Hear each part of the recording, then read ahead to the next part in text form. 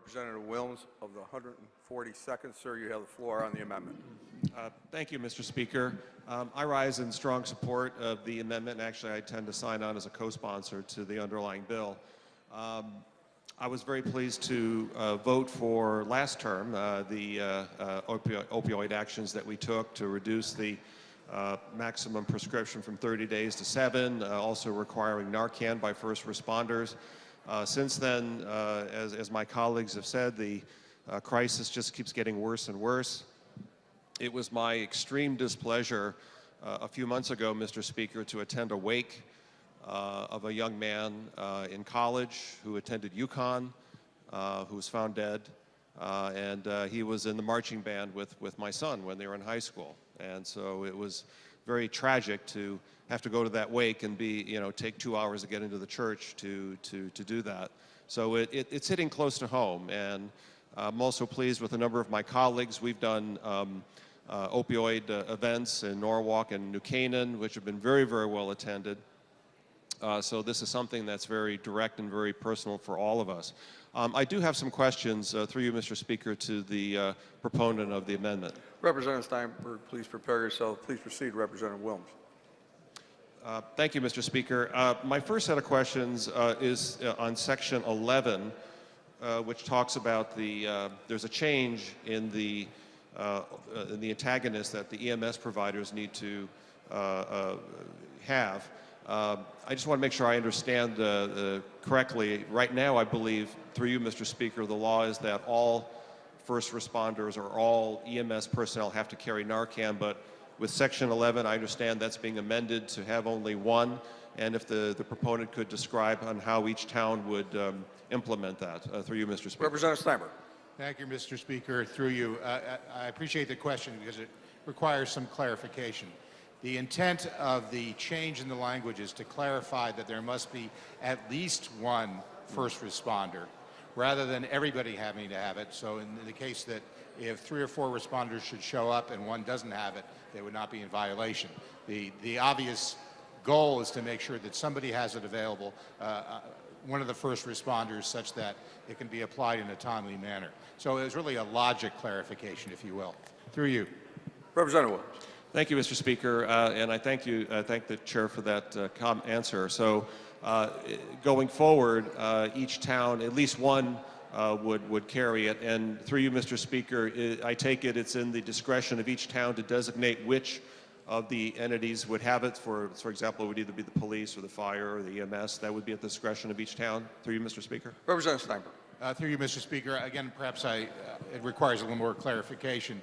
It's not necessarily that only one responder would have it, but one responder on the scene would have it in that context. I think it's up to the discretion of the municipality to determine one or how many different first responders might actually have it available. Through you. Representative Wilms. Okay, and I thank the good chair for that answer. Moving on to Section 12, where there's discussion of training for the administrators of opioid antagonists. A question.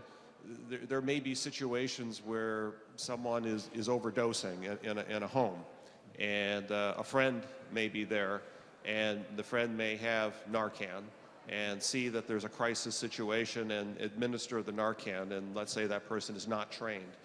Through you, Mr. Speaker, I take it that our Good Samaritan law and our previous protections would remain in effect even though that person has not been trained. Through you, Mr. Representative Speaker. Steinberg. Thank you, Mr. Speaker. Through you. And again, thank you for the question. Just so I can clarify my previous answer, yes, it is allowed for a non-trained individual to administer it. We would obviously prefer to have as many people trained as possible who are in possession of Narcan. But to the good representative's point, the most important thing is that the Narcan is administered on a timely basis. So even if the person is not trained, they are entitled to do so, and the administration is sufficiently straightforward, they should be able to do so successfully. Through you. Representative Wilms. Thank you for that answer. Moving on to Section 5, subsection C and F, where they talk about the conversation that a prescribing physician needs to have with the minor and the minor's family. If the chair could go into more, the language doesn't seem to if he could go into more detail about what kind of conversation is required. For example, what I'm thinking of is my son, who's 19, had his wisdom teeth pulled out last year, and we saw an oral surgeon, and the surgeon did have a conversation about Percocet, and he described a pain management regime where it was a 3-day prescription, but he said that the Percocet should only be administered as a last resort. There should be, layers of pain management through no medication, then on to, let's say, Advil, and then finally to Percocet, and only use that in a more extreme example. Does this legislation get into any kind of specific conversations that would minimize the amount of opioids that someone who's being prescribed a medication would take in the first place? Through you, Mr. Speaker. Representative Steinberg. Thank you, Mr. Speaker. Through you, another good question. Again, we spend a lot of time discussing the best way to both educate the practitioner so that they're aware of the risks and their process for educating the patient to whom they're prescribing. And we have not yet developed the fact sheet that's called for in the bill. We've obviously involved, as Representative Tweedy mentioned, any number of experts on this. Our goal is to make it as easy as possible for the practitioner to explain to the patient what the risks and signs are. It does not involve itself in the prescribing itself or the conditions. That's really left to the discretion of the practitioner, but it is to ease the process of making them aware of risks and signs such that first of all, the patient can make a good decision with regard to whether or not they want to have opioids administered in this way, but more importantly, so that the doctor can make them fully acquainted with the risks involved. So, as I said, part of our goal is to make sure the practitioner is well educated on the risks and signs, such that they may actually consider their prescribing behavior to minimize the amount that might be prescribed. But again, that's at the discretion of the practitioner. Through you. Representative Wilms. Thank you, Mr. Speaker, and I thank the good chair for that answer. I just have one last question, and that's, I guess I'm speaking anecdotally at this point, but I've been under the impression that in the medical community, individual doctors or medical professionals who may be prescribing opioids, that not all of them prescribe them at an equal rate. Some may prescribe a disproportionate amount of opioids relative to other practitioners.